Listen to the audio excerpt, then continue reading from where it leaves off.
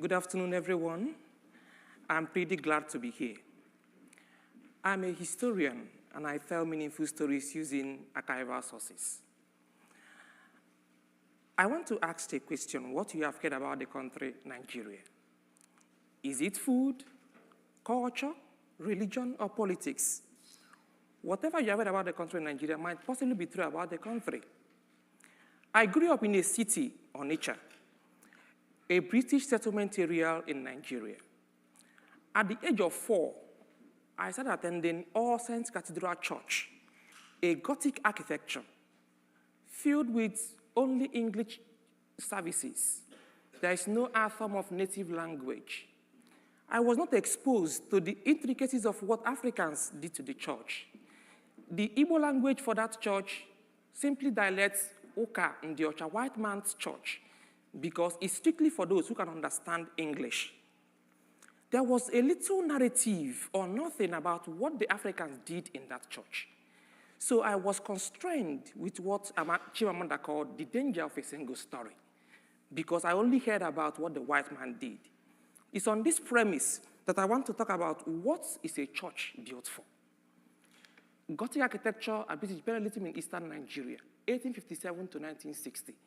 The word Gothic came from the German word Gothus during the German defeat of Roman 300 to 400 AD. That by 12th century, they began to erect all these Gothic churches in Europe. 1857 is significant to Nigeria because it's the Niger expedition. And by 1960, Nigeria had their independence. So as we think through the contents of the talk, is to display the interplay between Gothic architecture, the role of British, the Church of England, and African role in the church, which have been silent in historical scholarship. Just a little bit clarification on where Eastern Nigeria is. Africa is a continent with 54 countries, and Nigeria is in western part of Africa. Also, the eastern part of Nigeria, during this sort of period, is called Eastern Nigeria at the east coast of Nigeria. So, but one interesting thing about this African continent is that they are conscious about polytheism. They are conscious about their belief system, culture, and religious belief. Just a little big step back forward, that by 1804, with the end of transatlantic slave trade, Church of England began to champion what the historians call the 3 C's of commercialization, civilization, and Christianization of Africa. But in 1857, a group of religious groups, CMS, began to navigate through the interior parts of eastern Nigeria and settled through Onitsha City, where I grew up. They, led by Bishop Samuel Ajayi Crowther, and stopped at Onitsha because of River Niger. It was strategic in that place, so they were conscious about setting up their own religion. But one interesting thing that happened in that city was that this particular group of people had their belief system. They also practiced their religious belief, and they have a place of worship. But interestingly, the CMS also needed a place of worship. Assisted by the communities, they constructed their own church. The same, similar, like that of the African religious setting. As you can see, the Ajayi Crowther standing without no masses. People paid no attention on the church because the church was similar to that of the Eastern Nigeria religious places. So that by the end of 1860, only 24 converts was recorded in the whole of Eastern Nigeria. These 24 converts were not indigenous Eastern Nigeria. They were what we call the outcast system, slaves, because people paid less attention on their practices because of their structure. So people were also adamant to receive that Jesus is the Son of God. Jesus, Son of God, when he has no mother. So people were adamant to receive that type of gospel, because for someone to be Son of God, there should be a mother for him. So there was lackadaisical attitude about the word Jesus is Son of God. But interestingly, with the influence of Roman Catholic churches springing up in Europe, the Church of England thought it wise enough to also incorporate their own representation, not only in Eastern Nigeria, but cut across all British territories.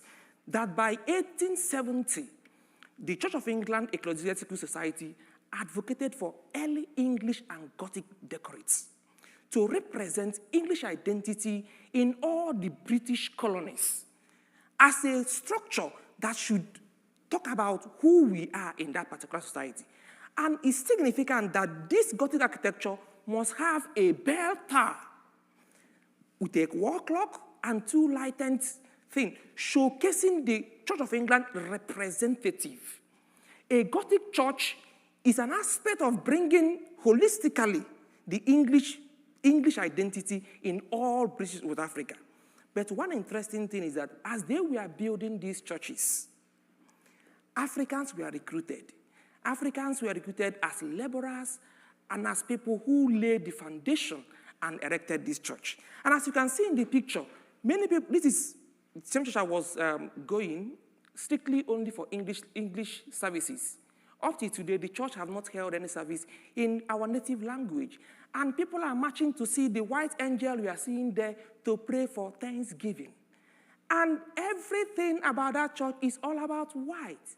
And people are all marching, including Mathias, all marching also to speak English in the church. But interestingly, these Africans that were laborers in these churches became the pioneers of the turning point of Nigerian churches, erecting not Gothic per se, but also instituting those tower structure, representing same Church of England identity in the church, that these people began to reorient the mindset of the structure of the Church of England. What is a church built for? That not only in Eastern Nigeria, but also in colonial Lagos and all parts of Africa, that what they represent is a holistic mean of English identity, that beyond evangelism, beyond humanitarian purposes, that Gothic architecture was a syndicate bringing people to church, because this is a sign. This particular design aesthetics we are not really seen within this particular period. People saw it as an attraction and moved into the church. That by 1960, there became lots of populace anglicizing the church. And as Brian 20 says, Gothic architecture played a significant role in forging the image of Anglican church during the late 19th century. Church buildings were considered central in representing the distant and uncompromising intentions of Anglican missionary projects in the process of Anglicizing the African landscape and its people.